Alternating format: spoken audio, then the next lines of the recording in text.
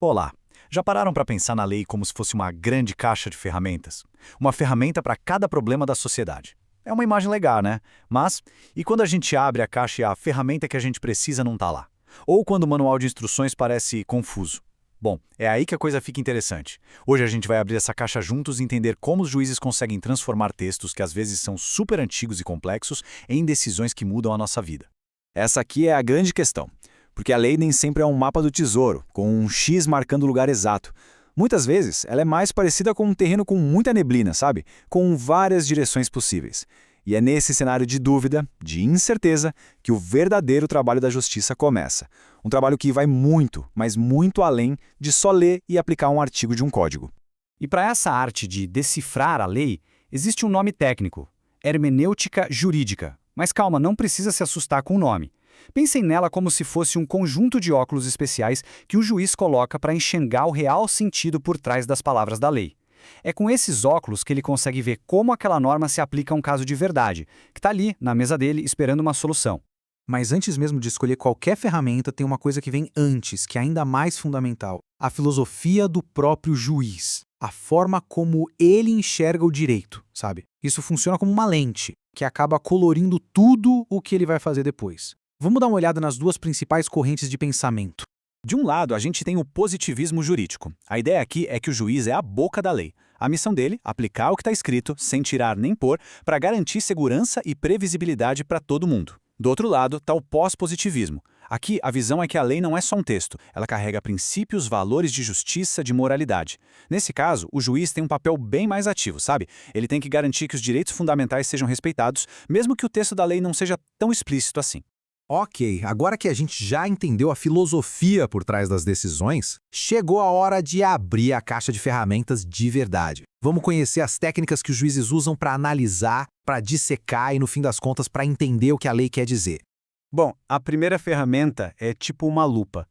É o método gramatical, que olha o significado literal de cada palavra. Depois vem o mapa, o método lógico-sistemático, que garante que a interpretação de uma lei não vai entrar em conflito com todo o resto do sistema. A gente também tem a máquina do tempo, que é o método histórico, para entender o que o legislador queria dizer lá atrás, quando criou a lei. O método teleológico funciona como uma bússola, sempre apontando para o objetivo, para a finalidade daquela norma. E por último, o método sociológico, que é o que conecta a lei com a sociedade de hoje.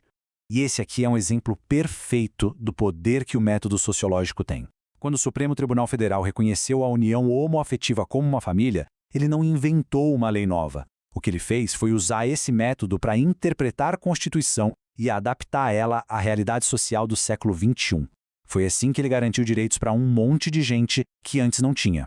Certo, mas e se o juiz procurar na caixa de ferramentas e simplesmente não tiver uma lei específica para o caso dele? Isso acontece cada vez mais, né? Com novas tecnologias, tipo disputas sobre inteligência artificial, ou até com questões sociais novas, como decidir a guarda de um animal de estimação depois de um divórcio. O que se faz numa hora dessas? Por esses buracos na lei, que a gente chama de lacunas, existem ferramentas especiais. A analogia, por exemplo, permite usar uma lei de um caso parecido. Os costumes se baseiam em práticas que a sociedade já aceita como corretas há muito tempo. Os princípios gerais de direito são como as vigas que sustentam todo o sistema, tipo a ideia de que ninguém pode se dar bem às custas de outra pessoa. E, por fim, a equidade, que permite ao juiz encontrar a solução que ele considera mais justa e razoável para aquele caso específico. Às vezes, o problema não é a falta de uma lei, é o excesso. O que acontece quando duas leis válidas dizem coisas totalmente diferentes sobre o mesmo assunto? Isso tem nome, se chama antinomia. E claro, tem um jeito de resolver. Felizmente, o sistema jurídico tem um manual de desempate, com regras bem claras. Primeiro, o critério hierárquico. A Constituição sempre ganha de uma lei comum, não tem discussão. Segundo, o da especialidade. Uma lei que fala sobre contratos de consumo, por exemplo, por ser mais específica, vai prevalecer sobre a lei geral de contratos. E terceiro, o critério cronológico. Bem simples, a lei mais nova revoga a mais antiga. Mas a análise não para por aí não. É fundamental entender a diferença entre regras e princípios. Uma regra é tudo ou nada.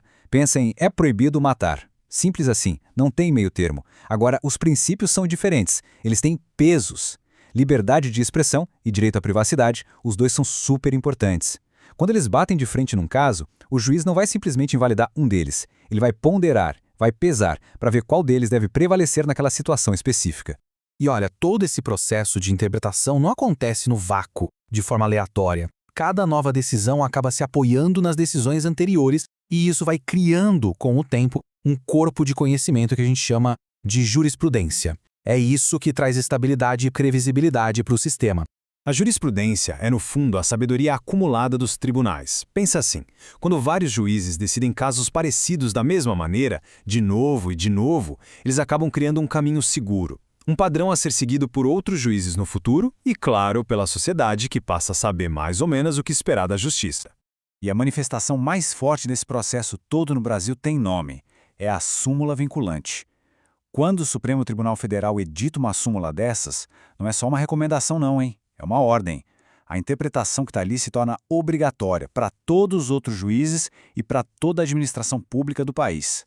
A súmula vinculante 13, que proíbe o nepotismo, é um exemplo perfeito desse poder. O STF pegou princípios da Constituição, como moralidade e impessoalidade, e transformou eles numa regra clara, direta e obrigatória. Isso mudou completamente a forma como o serviço público funciona no Brasil inteiro. E todo esse aparato de interpretação nos leva finalmente ao grande debate de hoje em dia. Com todas essas ferramentas na mão, qual é a verdadeira função de um juiz?